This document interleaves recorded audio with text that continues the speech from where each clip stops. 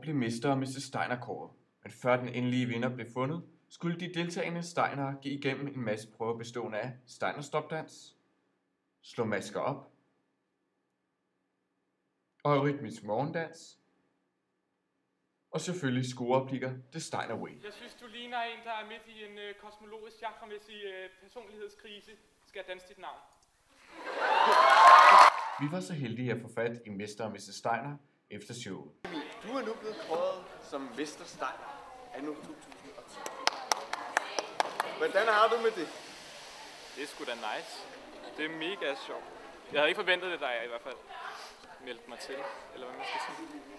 Var der nogle udfordringer, der var særligt svære? Altså jeg vil sige, at jeg har altid haft svært ved at holde balancen med den der stav på hovedet. Fordi jeg har sådan en knold her, som er ret svær at balancere staven på. Men ellers så nej. Var der nogle sådan udfordringer, du synes, du var totalt? Det kunne du bare det. Ja, slå masker op. Jeg bemærkte lige, at jeg havde altså rekorden også blandt alle. 21 masker, ikke? Men hvad skal du så tilbringe aftenen med Mrs. Steiner? Går I ud på en date? Jeg tror, jeg skal sidde og nørde inde på Just DK's workshop, fordi at vi har nogle ting, vi skal have gjort færdige, men ellers skal jeg vel bare festløs i Christofferskolens telt. Så det kan jeg anbefale. Du er nu blevet kåret som Mrs. Steiner 2010. Ja. Hvordan har du det med det? Jeg er meget beæret over det. Ja. Det havde jeg ikke regnet med overhovedet. Det var bare mest for sjov, at det går på scenen. Så. Var der nogle udfordringer, du følte særligt vanskelige?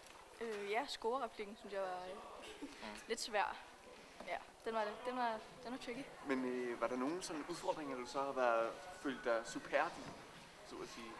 Ikke rigtigt, men at slå masker op, det var okay. Det var fint. Ja. Hvad skal du så bruge? Skal du spendere aftenen sammen med Mr. Steiner inde i YSDK-workshoppen? Det kan da godt være, at han får selskab. Måske. Ja.